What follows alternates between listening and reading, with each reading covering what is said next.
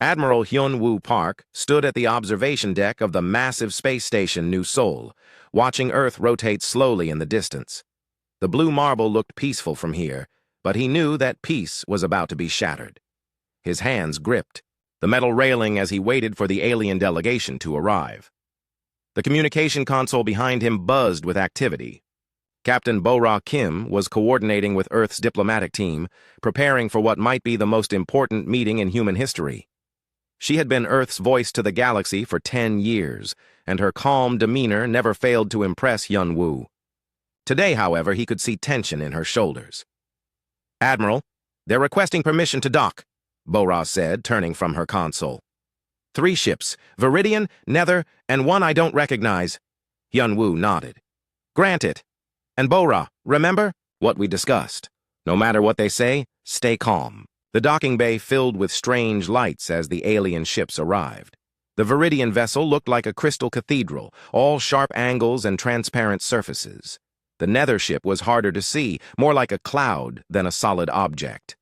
The third ship was sleek and black, unfamiliar to human eyes. Dr. Min-ho Lee joined them at the observation deck. As Earth's top expert on alien life, he had studied every known species in the galaxy. His face was grave as he watched the ships dock. "I've never seen that third design before," he said quietly. "The Galactic Council must be bringing in new allies." The alien delegation entered the station through the main airlock. The Viridian representative moved with precise mechanical steps.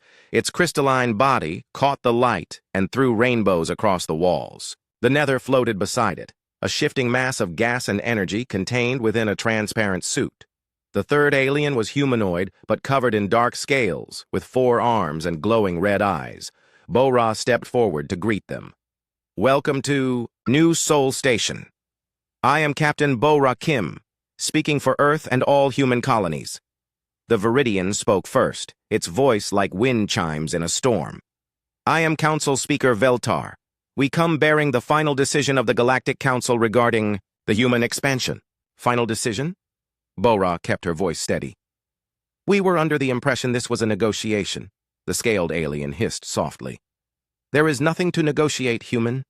Your species has violated the natural order of the galaxy." Dr. Min-ho stepped closer, his scientific curiosity overcoming diplomatic protocol. "What violation?" "Humans have followed all established expansion laws." "Laws written by civilized species," the Nether whispered, its voice like gas escaping from a tank. "Not by aggressive primitives who spread like a disease." Admiral Hyun-woo felt his jaw clench, but he remained silent. This was Bo-ra's meeting. "We reject that characterization," Bo-ra said firmly. "Humans have contributed greatly to galactic science and culture. Our expansion has been peaceful." Speaker Veltar raised one crystalline hand. "Your expansion has been rapid and unpredictable. In less than 2 centuries, you have claimed 47 star systems. No species in galactic history has spread so quickly, because no species has needed to," the scaled alien added. "Most civilizations understand the wisdom of remaining in their birth systems. You humans lack this wisdom." Dr. Min-ho couldn't stay quiet any longer. "That's not wisdom. That's stagnation. The galaxy is vast enough for everyone." "The galaxy requires order," Speaker Veltar replied. "Your species brings chaos. This has been determined by the Council's most advanced prediction models." Bo-ra looked at each alien in turn. "What exactly is the Council demanding?" "All human expansion beyond the Sol system must cease immediately," the Nether whispered. "You have 30 standard days to withdraw from all colonies beyond your home system." The room fell silent. Admiral Hyun-woo stepped forward, unable to remain quiet any longer. "That's impossible. Millions of humans live in those colonies. They've built lives, families, entire civilizations. Their fate is not our concern," the scaled alien said coldly. "The Council has spoken." Dr. Min-ho stared at the aliens in disbelief.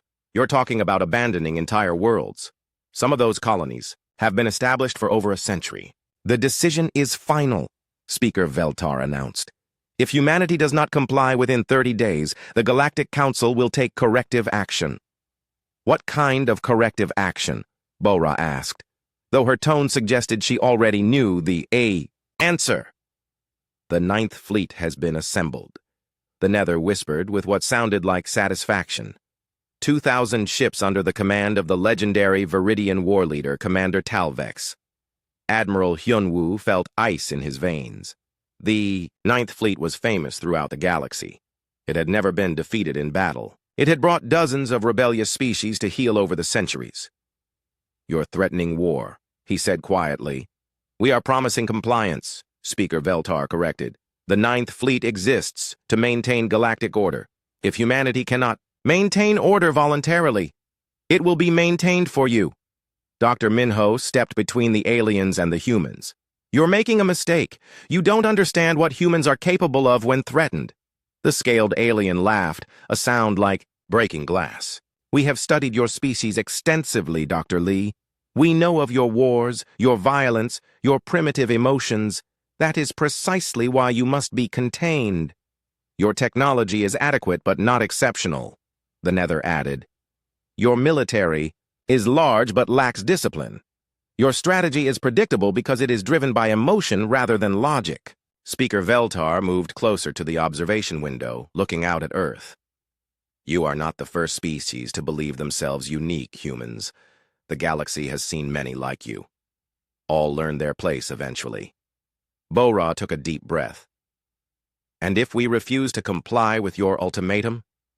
Then in 31 days, the Ninth Fleet will arrive at Earth," Speaker Veltar said simply. "Commander Talvex will demonstrate why the Council's decisions are not suggestions." "You would destroy Earth?" Admiral Hyunwoo asked. "If necessary," the scaled alien replied. "Though we hope it will not come to that. Surely your leaders will see reason when faced with overwhelming force." Dr. Minho shook his head slowly. "You really don't understand humans at all, do you?" "We understand you well enough," the Nether whispered. "You are a young species with young ideas about conquest and expansion. Age will teach you wisdom, as it has taught all others." The meeting continued for another hour, but nothing changed. The aliens had come not to negotiate, but to deliver an ultimatum. 30 days to abandon everything humanity had built beyond Earth, or face the might of the galaxy's most powerful fleet. As the alien delegation prepared to leave, Speaker Veltar turned back to the humans. "Do not mistake this for cruelty, Captain Kim. The Council seeks only to prevent a greater tragedy. Your species has potential, but it must be guided properly." "Guided by whom?" Bo-Ra asked. "By species that have forgotten how to grow, how to dream, how to reach for something better. By species that have learned the value of stability," Speaker Veltar replied. "The galaxy is not a place for dreamers, human. It is a place for those who understand their limitations." After the aliens left, the three humans stood in silence for a long time. Finally, Admiral Hyunwoo spoke. "They think they know us," he said quietly. "They think they can predict what we'll do." Dr. Minho nodded grimly. "They've studied our history, our wars, our conflicts. They think they understand human nature." Bo-Ra looked out at Earth, still turning peacefully in the distance. "They're about to learn the difference between studying humanity and facing it." Admiral Hyunwoo activated his communication console. "Get me President Choi immediately, and send word to all colony commanders. Tell them to prepare for the worst." As the call connected, he looked back at his companions. 30 days, he said. "They've given us 30 days to prepare." "Will it be enough?" Bo-Ra asked. "It will have to be," Dr. Minho replied. "Because if there's one thing those aliens got wrong about humans, it's this. We don't learn our limitations. We learn to overcome them." The communication console crackled to life, and President So-Young Choi's voice filled the room. "Admiral Park, I understand we have visitors." "Yes, Madam President," Hyunwoo replied, "and I'm afraid they didn't come to negotiate." President So-Young Choi stood at the podium in the United Earth Assembly Building in Geneva, looking out at representatives from every human colony in the galaxy. The Great Hall was packed with delegates, military officers, and citizens who had traveled from across known space to hear Earth's response to the alien ultimatum. The weight of the moment pressed down on her shoulders. In her 50 years of life, she had led Earth through economic crises, natural disasters, and political upheavals. But nothing had prepared her for this, the future of humanity itself hung in the balance. "Fellow humans," she began, her voice carrying clearly through the hall's acoustic systems. 27 days ago, representatives of the Galactic Council came to us with an ultimatum. They demanded that we abandon every world beyond our home system. They gave us 30 days to comply or face the consequences. Murmurs rippled through the crowd. Some delegates from the outer colonies looked terrified. Others appeared angry. A few seemed resigned to their fate.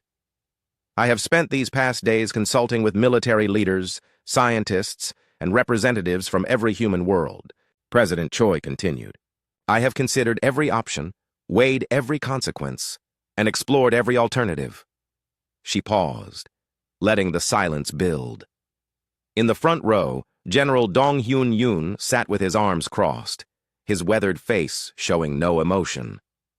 Beside him, Admiral Ji Hye-nam watched the president with intense focus.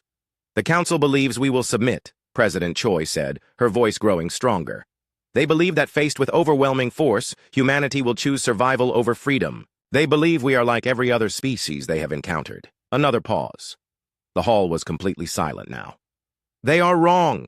The words echoed through the chamber like a gunshot. Some delegates gasped. Others began to applaud. General Yoon allowed himself a small smile.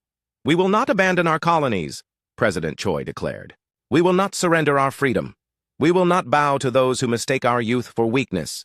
If the Galactic Council wants to cage humanity, they will learn what happens when you corner a dangerous animal. The applause was thunderous now. Delegates were on their feet, cheering and shouting their support. But President Choi wasn't finished. I will not lie to you, she said, raising her hand for silence. The path ahead will be difficult. The Ninth Fleet is the most powerful military force in the galaxy. They have crushed rebellions for 1,000 years. Many of you may not survive what's coming. The applause died away. The reality of their situation settled over the crowd like a heavy blanket. But humanity has never chosen the easy path, President Choi continued. When our ancestors looked up at the stars, they didn't see impossible distances. They saw destinations. When they faced the ocean, they didn't see barriers. They saw highways. When they encountered mountains, they didn't see obstacles. They saw challenges to overcome. In the military section, General Yoon was already planning. His mind raced through deployment scenarios, resource allocations, and defensive strategies. They had 3 days left to prepare for the arrival of the most powerful fleet in galactic history. General Yoon will coordinate our military response, President Choi announced. Admiral Nam will oversee civilian evacuations from critical areas. Dr. Woo Jin Han will ensure our technological advantages are fully deployed. Dr. Han shifted uncomfortably in his seat. As head of Earth's Advanced Research Division, he carried humanity's greatest secret. Project Prometheus had been in development for 15 years, hidden from alien observers and even from most of Earth's own government. Soon, the galaxy would learn what human ingenuity could accomplish when survival was at stake. After the assembly, the real work began. General Yoon established his command center in the underground bunkers beneath Mount Fuji.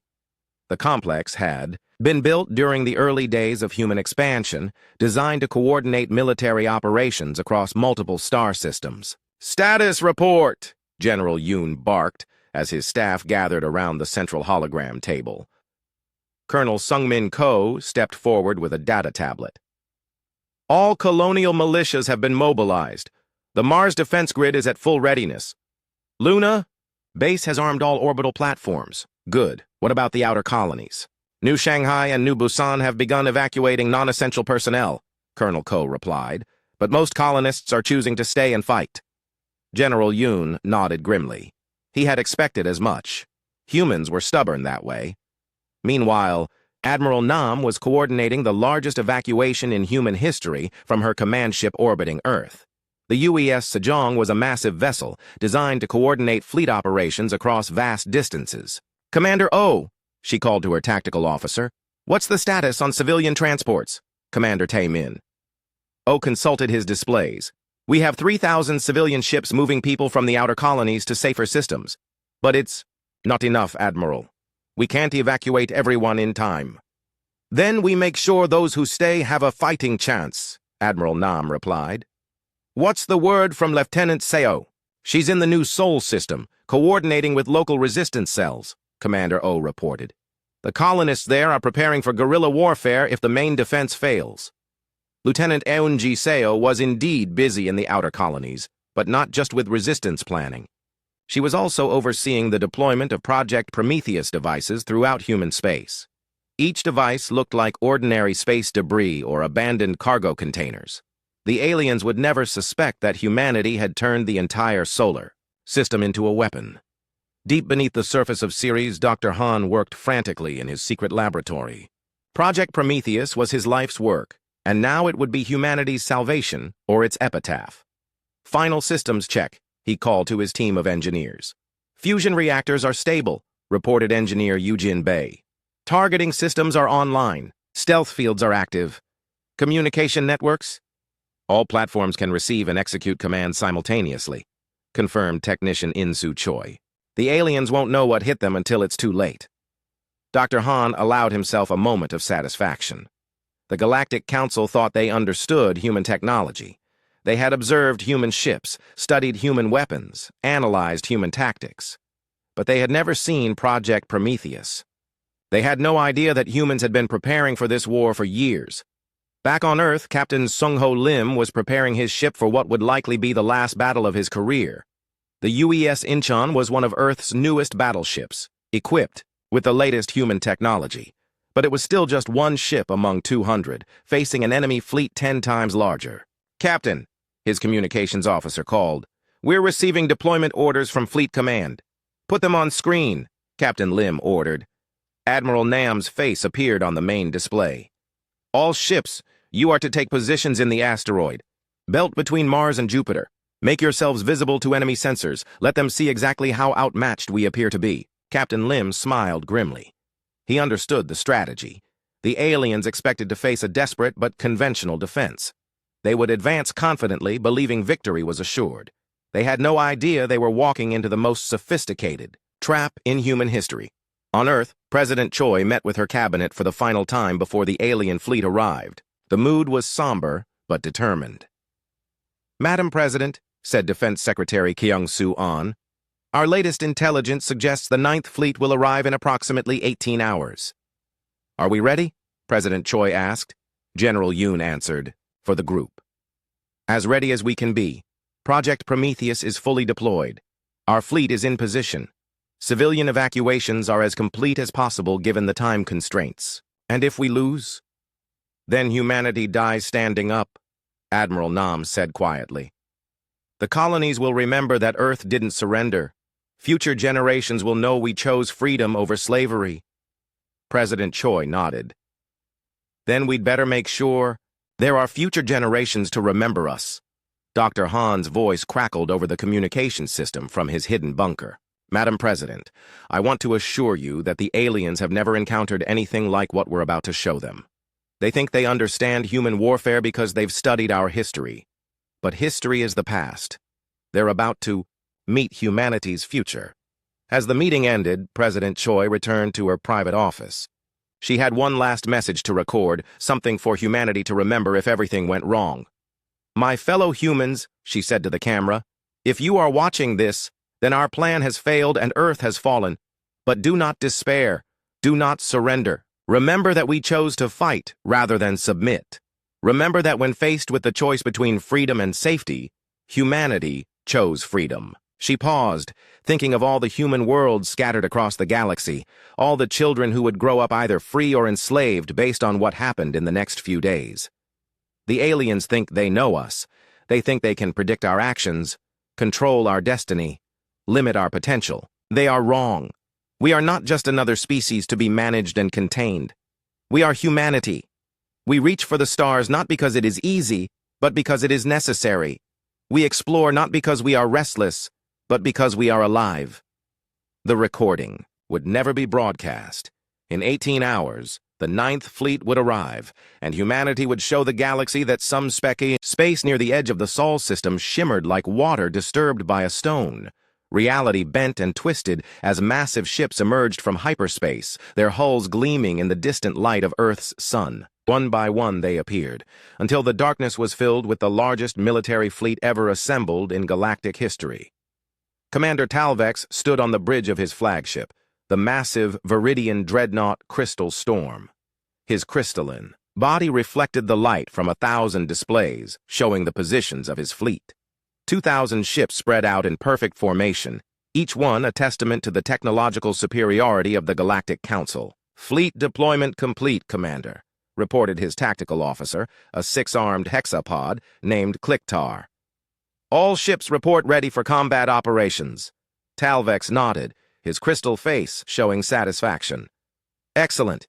Begin scanning the inner system.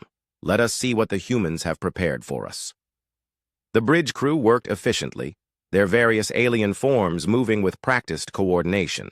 Talvex had commanded the 9th Fleet for 60 years, and in that time, he had never faced defeat. Rebellious species learned quickly that resistance was futile when faced with the Council's might. "Commander," called his communications officer, a gaseous nether contained within a transparent suit. "We are detecting human ships in the asteroid belt, approximately 200 vessels." Talvex laughed, a sound like wind chimes in a gentle breeze. 200 ships against 2,000? The humans are either very brave or very foolish. "Scans indicate standard human technology," Clicktar reported. "Nothing we haven't encountered before. Their weapons are adequate but inferior to our own." On Earth, Dr. Haijin Kang monitored the alien arrival from the command center buried deep beneath Seoul. Banks of screens showed every detail of the 9th Fleet's deployment, tracked by sensors hidden throughout the solar system. "Fleet composition confirmed," she reported to General Yoon. "Viridian dreadnoughts, nether battle cruisers, and several ship types we haven't seen before. Total count, 2,017 vessels." General Yoon studied the tactical display.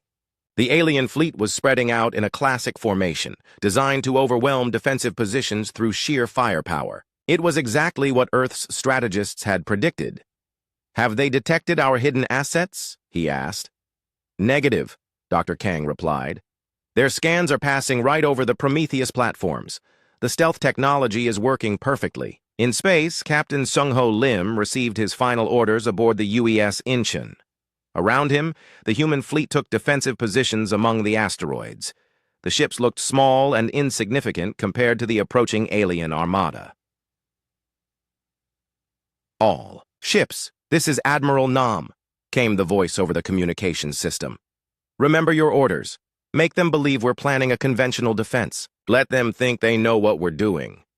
Captain Lim looked around his bridge. His crew was young, most of them barely 30 years old. They had trained for this moment their entire careers, but nothing could truly prepare someone for facing the galaxy's most powerful fleet. "Captain," his sensor operator called, "the aliens are broadcasting on all frequencies.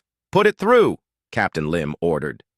The main screen flickered, and suddenly they were looking at Commander Talvex himself. The aliens' crystalline features were sharp and imposing, designed to intimidate through their very alienness. "Humans of the Sol system," Talvex began, his voice carrying easily across space. "I am Commander Talvex of the Galactic Council's 9th Fleet. You have been given time to consider your situation. I trust you have chosen wisdom over foolishness." On Earth, President So-Young Choi watched the broadcast from her bunker. She had prepared for this moment, but seeing the alien commander still sent chills down her spine. This being had destroyed civilizations, crushed rebellions, and enforced the Council's will for decades. "You have 72 hours to surrender unconditionally," Talvex continued. "All human military vessels will stand down. All colonial governments will submit to Council authority. All expansion beyond your original system will cease permanently." Dr. Minho Lee, monitoring from his laboratory, shook his head. "He's not even pretending to negotiate anymore. This is pure intimidation." "If you comply," Talvex's image continued, "your species will be allowed to continue existing under proper supervision. If you resist, you will join the historical records of species too primitive to understand galactic order." The transmission ended, leaving the human fleet in tense silence. Around them, the 9th Fleet continued its slow advance toward the inner system. Their formation was perfect, their movement precise, their confidence absolute. Admiral Chang-Woo Park, brother of the admiral who had first met the alien delegation, watched from his command ship hidden in Saturn's rings. His strike force of 50 vessels waited in absolute silence, their engines cold, their weapons powered down. To alien sensors, they were just another collection of ice and rock. "Admiral," whispered his communications officer, "the main fleet is requesting status. Updates! Radio silence until the shooting starts," Admiral Park replied. "The aliens think they're facing 200 ships. Let them keep thinking that." Back on Earth, General Yoon was coordinating with commanders across the solar system. Hidden bases on Luna, Mars, and the outer moons were fully armed and ready. Weapons platforms disguised as space debris drifted throughout the system, waiting for activation signals. "Sir," Colonel Ko reported, "long-range sensors show the alien fleet will reach the asteroid belt in approximately 36 hours at current speed." "Good," General Yoon replied. "Make sure all Prometheus platforms receive the updated targeting data. When this starts, I want every shot to count." Commander Talvex was pleased with his fleet's progress. The humans had positioned their ships exactly where his tactical computers had predicted. They were planning a desperate last stand among the asteroids, hoping the debris field would provide some protection against superior numbers. "Typical primitive thinking," he mused to his tactical officer. "They believe superior position can overcome superior technology. Shall we accelerate our advance?" Kliktar asked. "We could reach them in 12 hours if we increase speed." "No," Talvex decided. "Let them wait. Let them think about what's coming. Fear is often more effective than weapons." What Talvex didn't know was that the asteroids around the human fleet weren't natural formations. Over the past 15 years, human engineers had hollowed out dozens of large asteroids and filled them with weapons, reactors, and automated defense systems. What looked like a debris field was actually a fortress. Lieutenant Yoonji Seo floated in zero gravity inside one such asteroid, making final checks on the hidden weapons systems. Around her, other technicians worked quietly, their movements careful and precise. "Fusion reactor is stable," reported Engineer Yujin Bei through her helmet communicator. "All weapon systems show green across the board." "Excellent," Lieutenant Seo replied. 34 hours and we show these aliens what human engineering can do." Throughout the solar system, similar preparations were taking place. On the hidden moon bases, massive railgun batteries were trained on pre-calculated firing solutions. In the asteroid belt, Commander Tae-min-oh was coordinating the final deployment of mobile weapons platforms, each one disguised as mining equipment or salvage operations. Dr. Woo Jin-han worked frantically in his secret laboratory, making final adjustments to the Prometheus control systems. 15 years of research and development had led to this moment. The aliens had studied human technology for decades, but they had never seen anything like what was about to be unleashed. "System synchronization complete," he announced to his team. "All platforms are networked and ready for simultaneous activation." "What about the targeting computers?" asked technician In Soo Choi. "Locked on to the alien fleet formation," Dr. Han confirmed. "The moment they enter our engagement zone, we'll have firing solutions on every ship." As the hours passed, the tension in the solar system grew. Human families on Earth looked up at the stars, knowing that their fate was being decided in the cold darkness above. Children too young to understand asked their parents why everyone seemed so worried. On the outer colonies, those who had chosen to stay rather than evacuate made their own preparations. They couldn't match the Ninth Fleet in open battle, but they could make any occupation costly and difficult. Commander Talvex reviewed the tactical data one final time. His fleet was magnificent, a collection of the most advanced warships ever built. The humans had courage, he would give them that, but courage alone could not overcome such overwhelming superiority. 24 hours to engagement, Kliktar reported. "Send another message to the human fleet," Talvex ordered. "Offer them one final chance to surrender. Perhaps seeing our full strength will bring them to their senses."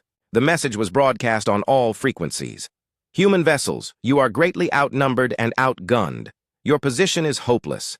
Surrender now and avoid unnecessary bloodshed." Captain Lim listened to the message and looked around his bridge. His crew was ready, their faces determined despite the impossible odds. He opened a channel to all human ships. "This is Captain Lim of the UES Incheon. You all know why we're here. The aliens think they can intimidate us into surrendering our freedom. They think raw numbers are enough to break. Admiral Changwoo Park stood in the command center of his flagship, hidden deep within Saturn's rings. Ice crystals drifted past the viewports like snow, creating a peaceful scene that contrasted sharply with the tension on the bridge.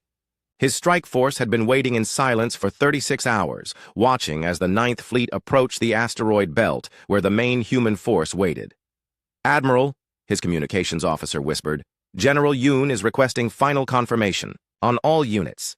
Chang Wu activated his personal communicator, speaking in barely audible tones. "Stormcrow to Earth base. All units report ready. Prometheus platforms show green across all sectors." "Acknowledged, Stormcrow," came General Yoon's voice from the command bunker on Earth. "Execute on my signal. Remember, we get one chance at this." Throughout the solar system, human forces waited in absolute silence. On Luna Base, Colonel Sung Min watched his targeting screens as massive railgun batteries tracked the approaching alien fleet. The weapons were so large they had to be built into the moon's crust itself, their barrels extending deep underground. "All batteries report target." "Lock," his gunner reported. "Firing solutions updated and confirmed." "Hold position," Colonel Ko ordered. "Wait for the signal." In the asteroid belt, Captain Sung-Ho Lim watched as the Ninth Fleet deployed into attack formation. The alien ships moved with mechanical precision, their formations perfect and intimidating. 2,000 vessels spread across space in a sight that would have terrified any conventional enemy. "Captain!" his tactical officer called. "Enemy fleet will be in weapons range in 30 minutes. Captain Lim nodded. Around his ship, asteroids drifted in their ancient orbits, looking like nothing more than space debris. The aliens had no idea that each large asteroid contained enough firepower to destroy a dozen of their ships. Commander Talvek stood on his bridge, watching the human fleet with something approaching pity. The humans had formed their ships into a defensive wall among the asteroids, clearly hoping the debris would provide some protection. It was a classic defensive formation, the kind taught in basic military academies throughout the galaxy. "Primitive, but predictable," he said to his tactical officer Kliktar. "They're doing exactly what our battle computers predicted." "Shall we begin the attack?" Kliktar asked, his 6 arms moving across multiple control panels. "Not yet," Talvex replied. "Let them see our full formation first. I want them to understand exactly how hopeless their situation is."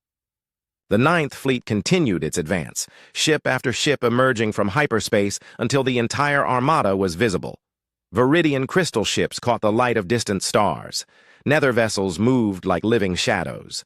The new alien ships, revealed to be from the warlike Krathan species, bristled with weapons. Dr. Hiejin Kong monitored everything from Earth's command center, her screens showing the positions of both fleets in real time. "General, the alien fleet is almost in position. All Prometheus platforms report ready for activation." General Yoon studied the tactical display one final time. 15 years of preparation had led to this moment. The aliens thought they were facing a conventional fleet defense. They had no idea they were flying into a weapon system that spanned the entire solar system. "All units, this is General Yoon," he broadcast on the secure human frequency. "The moment we've prepared for has arrived.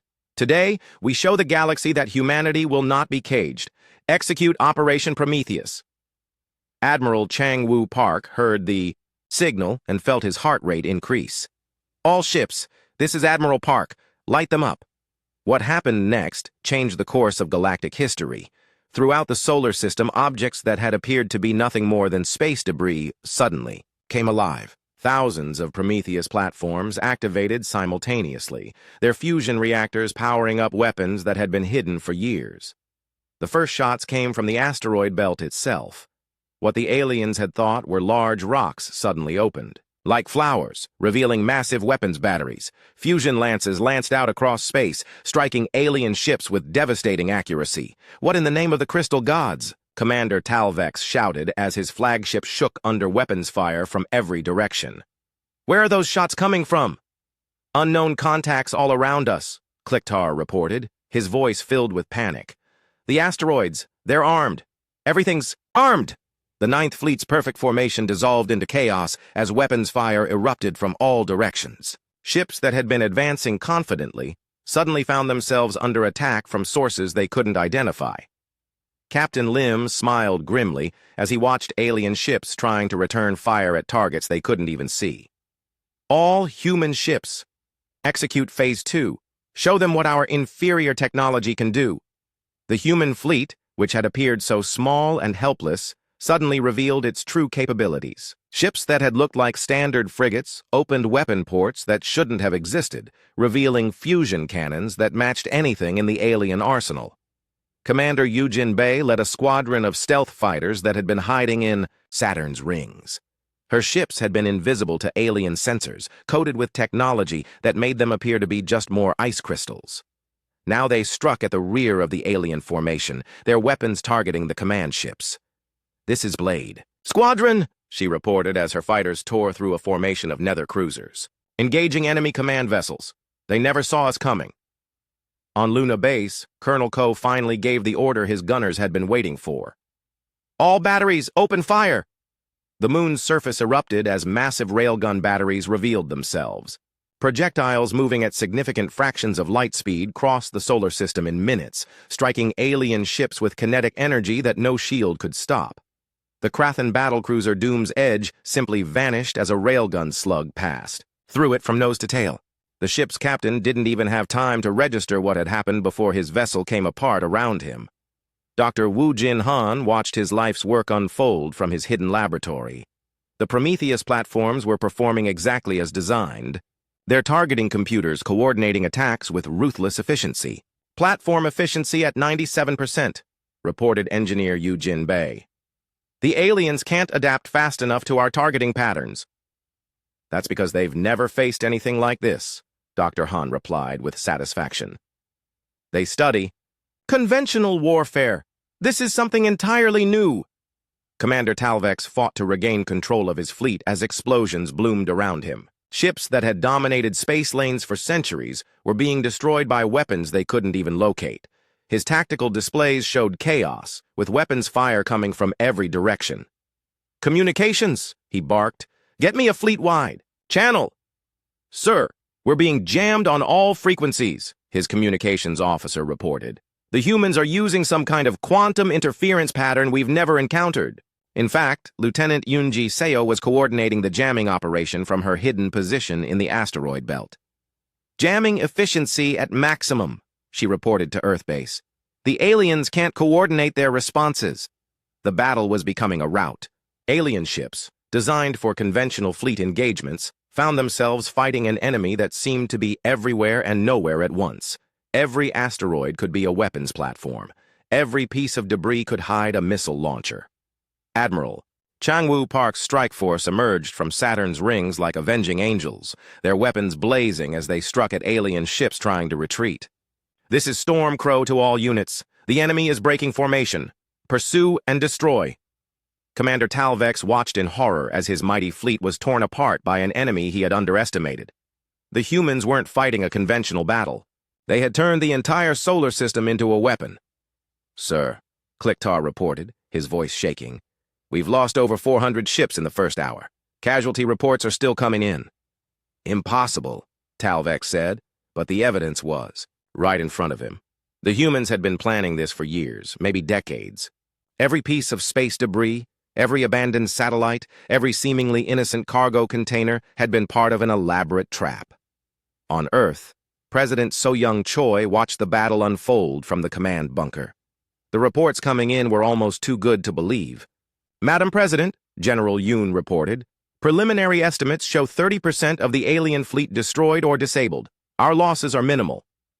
"How minimal?" she asked. 12 ships destroyed, 37 damaged, General Yoon replied. "The aliens are fighting an enemy they can't see or predict." The battle continued to rage across the solar system, but the outcome was no longer in doubt. The Ninth Fleet, which had never known defeat, was being systematically destroyed by an enemy that had redefined warfare itself. Commander Talvex made a desperate decision. If he couldn't defeat the human fleet, perhaps he could still complete his mission by attacking Earth directly. "All remaining ships form up on my position," We make for the third planet. But Dr. Hyojin Kong had anticipated this move. General, the alien command ship is breaking formation and heading for Earth. Activate the inter-system defenses, General, Yoon ordered. It's time to show them what we've hidden around our home world. As Commander Talvex's flagship accelerated toward Earth, it passed through what appeared to be empty space. In reality, the crystal storm shuddered under another barrage of weapons fire as Commander Talvex tried desperately to understand how his greatest victory had become his worst defeat. Around his flagship, the remnants of the Ninth Fleet scattered in panic, their perfect formations destroyed by an enemy that seemed to be everywhere at once. "Fleet status report," he barked at his tactical officer. Clicktar's 6 arms moved frantically across his control panels, pulling data from the chaos around them. "Sir, we've lost 60% of the fleet. The remaining ships are scattered across the system. Many are requesting permission to retreat." Retreat? Talvex's crystalline face reflected shock and fury. "The Ninth Fleet does not retreat." "Sir," his communications officer interrupted. "We're receiving reports from ships trying to leave the system. They can't jump to hyperspace. Something is preventing it." Captain In-Soo Choi smiled from his hidden command post on one of Jupiter's moons as he monitored the alien fleet's growing panic. The interdiction field had been his idea, a network of gravity generators that could prevent hyperspace jumps within. "The solar system! Net is holding at maximum efficiency," he reported to Earthbase. "The aliens are trapped just like we planned." General Yoon's voice crackled back over the communication system. "Excellent work, Captain. Phase 3 is now active. Begin the hunt." What followed was unlike any battle in galactic history. The mighty Ninth Fleet, which had terrorized rebellious species for decades, found itself being hunted through humanity's home system like prey. Commander Mi-young Park led the first wolf pack from her position near Mars. Her squadron of 20 ships had been hiding among the planet's moons, disguised as mining operations. Now they emerged to stalk a group of nether cruisers that were trying to hide in the asteroid belt. "This is pack leader to all hunters," she broadcast on the encrypted human frequency. "Remember your training. Hit fast, hit hard, and disappear before they can respond." Her ships moved through the asteroids like sharks through water, their sensors locked onto alien vessels that were trying desperately to avoid detection. The nether ships were masters of stealth in normal space, but they had never faced human technology designed specifically to counter their abilities. "Target acquired," reported her weapons officer. "Nether cruiser bearing 27 Mark IV. "Fire," Commander Park ordered. Fusion torpedoes streaked through space, guided by targeting systems that could track even gaseous alien ships. The nether cruiser tried to disperse into its component gases, but the torpedoes were designed for that exact maneuver. The explosions tore through the alien ship's dispersed form, destroying it completely. "Target destroyed," the weapons officer confirmed. "Enemy vessels are scattering." "Let them run," Commander Park said with satisfaction. "They're just running toward the next trap." Throughout the solar system, similar scenes played out as human forces methodically hunted down the scattered alien ships. The Sol system had become a maze of hidden weapons and lurking predators, and the aliens were trapped inside it. Dr. Jae-won Kim monitored alien communications from his listening post on Europa. The intercepted transmissions painted a picture of growing desperation and fear among the Ninth Fleet survivors. "Earth base, this is Monitor Station," he reported. "The aliens are starting to panic. Their communications are becoming increasingly desperate." "What are they saying?" General Yoon asked.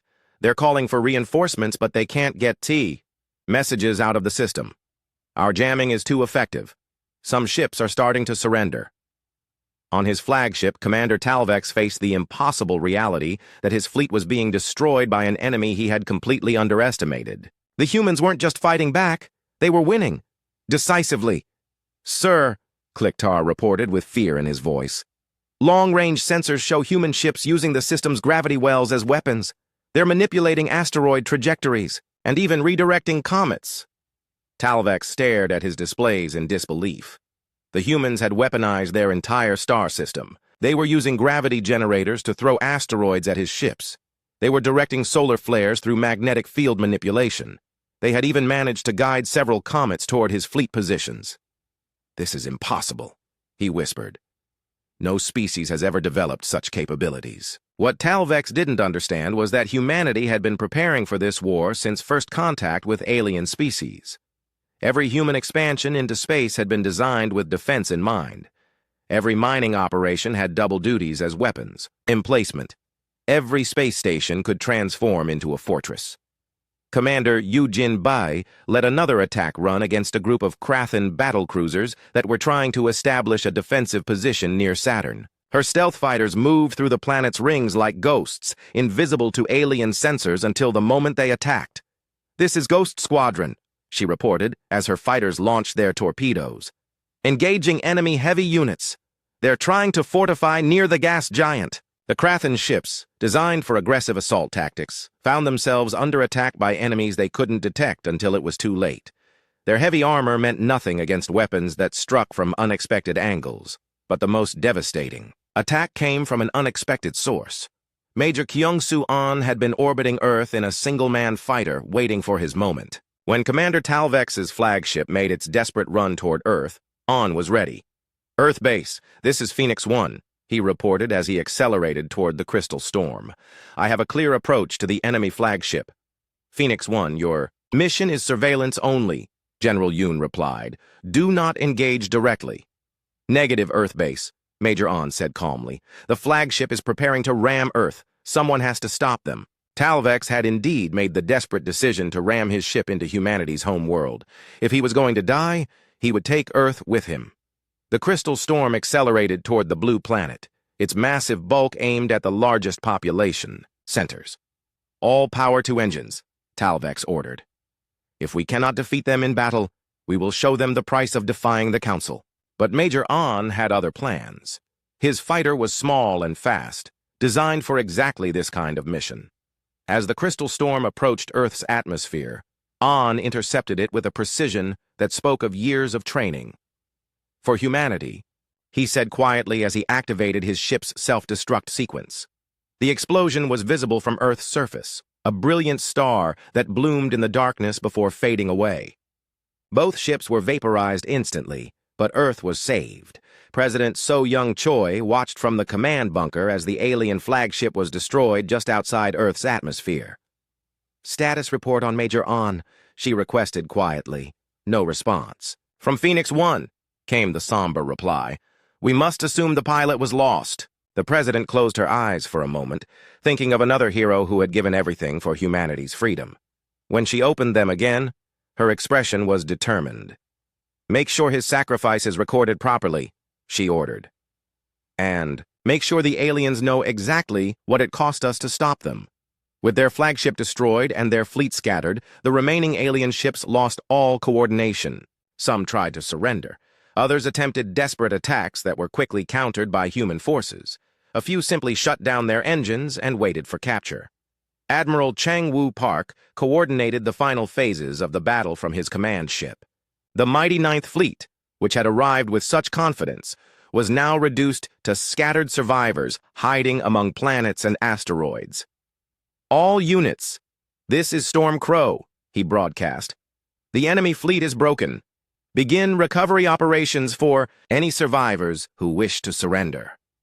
The battle had lasted 18 hours. When it was over, the Ninth Fleet had ceased to exist as a fighting force. Of the 2,000 ships that had arrived to enforce the Galactic Council's will, fewer than 50 remained functional, and most of those had surrendered. Dr. Hye-Jin Kang compiled the final statistics from Earth's command center. "Final casualty. Report for human forces," she announced. 47 ships lost, 112 damaged. Personnel casualties, 836. "And the aliens?" General Yoon asked. "Complete destruction of their fleet," Dr. Kang reported.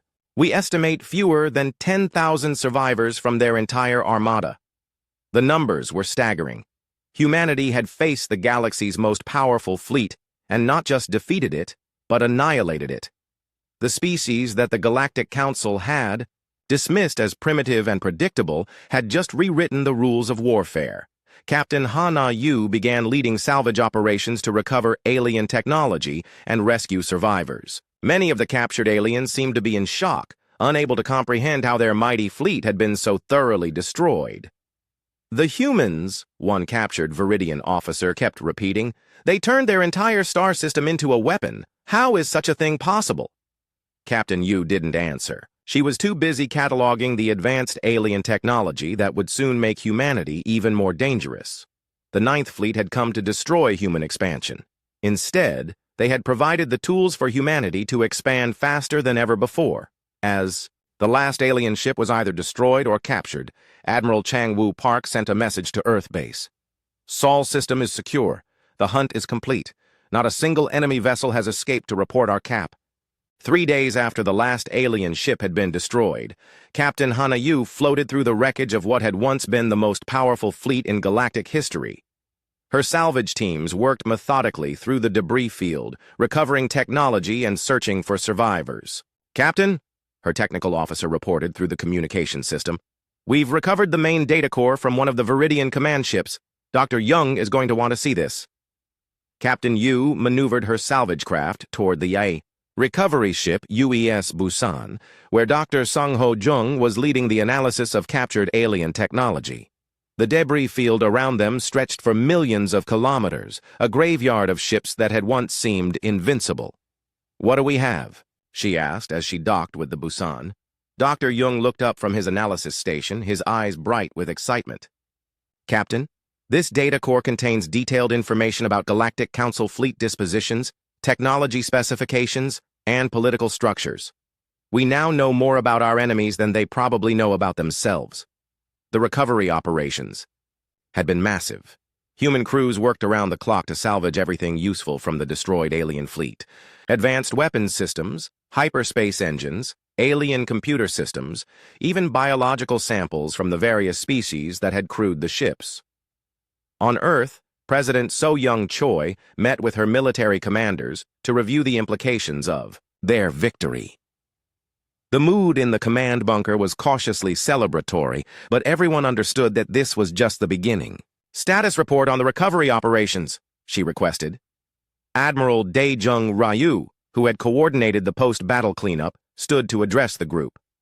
"Madam President, we have recovered enough alien technology to advance our own capabilities by decades.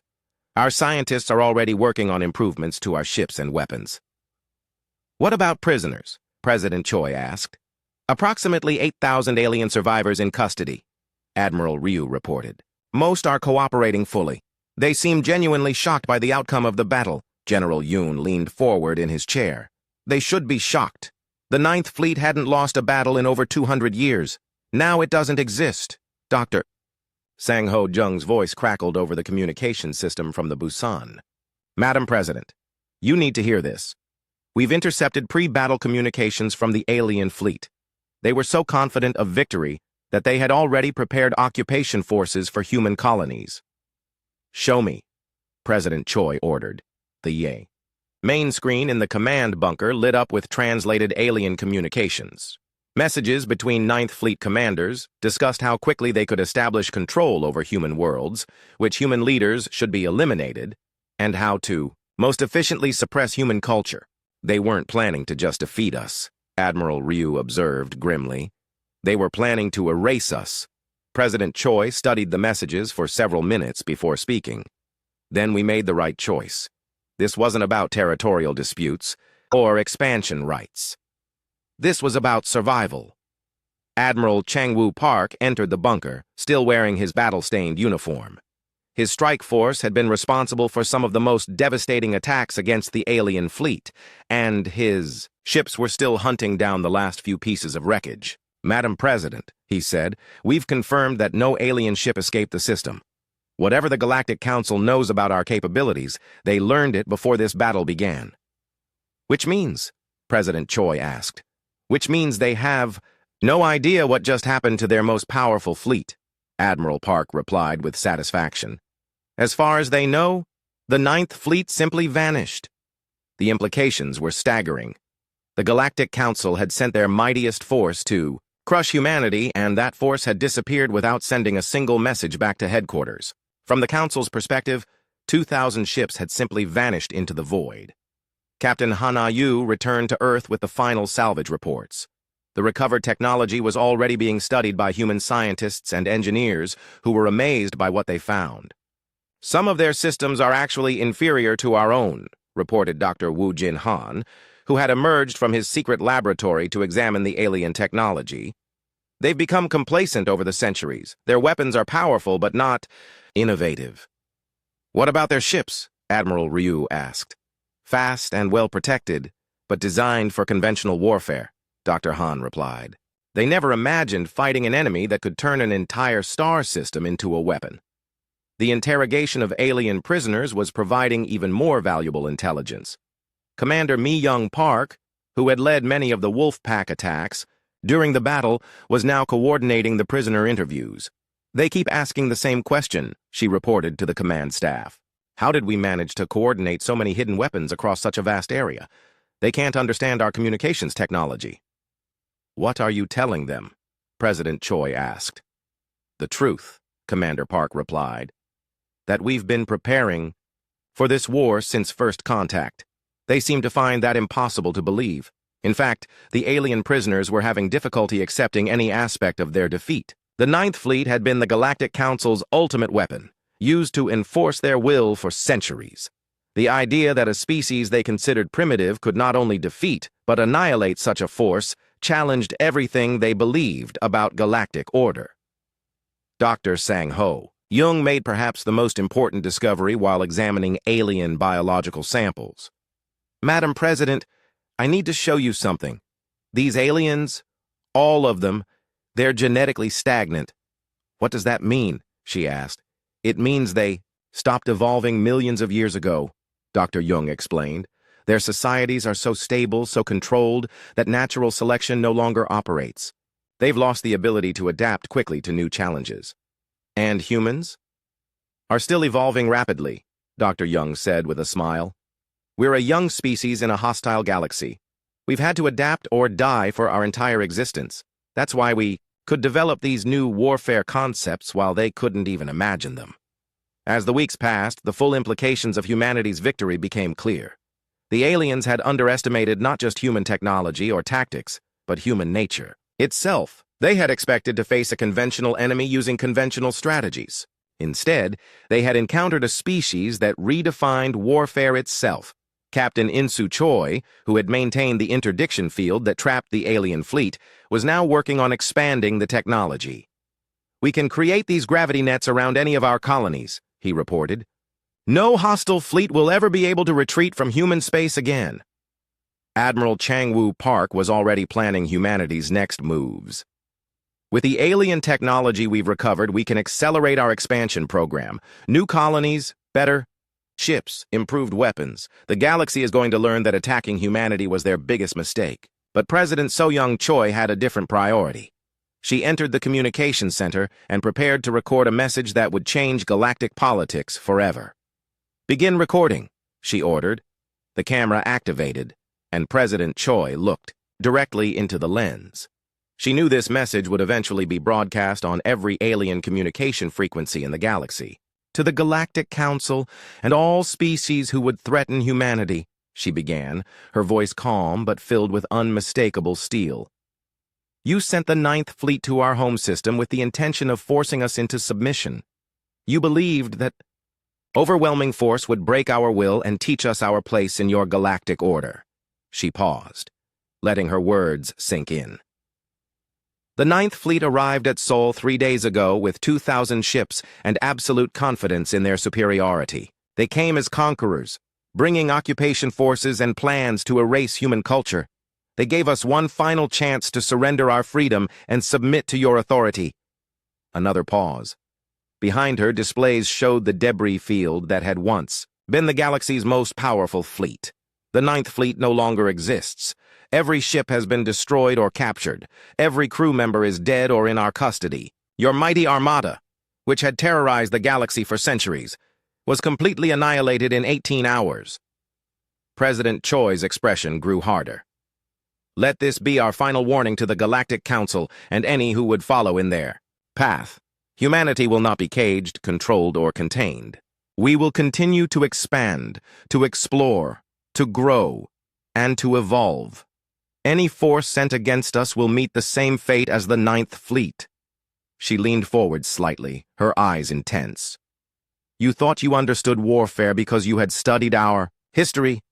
You thought you could predict our actions because you had observed our behavior. You were wrong. You studied what we were, not what we could become. You analyzed our past, not our potential." The message concluded with words that would be remembered throughout galactic history. The galaxy is vast enough for all of us, but if you insist on trying to limit humanity's place in it, you will learn why some species are meant to be apex predators. Earth's children are done asking for permission to exist. We take our place among the stars not as subjects but as equals. Challenge that reality at your own peril. The recording ended, and President Choi turned to Admiral Ryu. "Broadcast that message on every alien frequency we know. Make sure every species in the galaxy,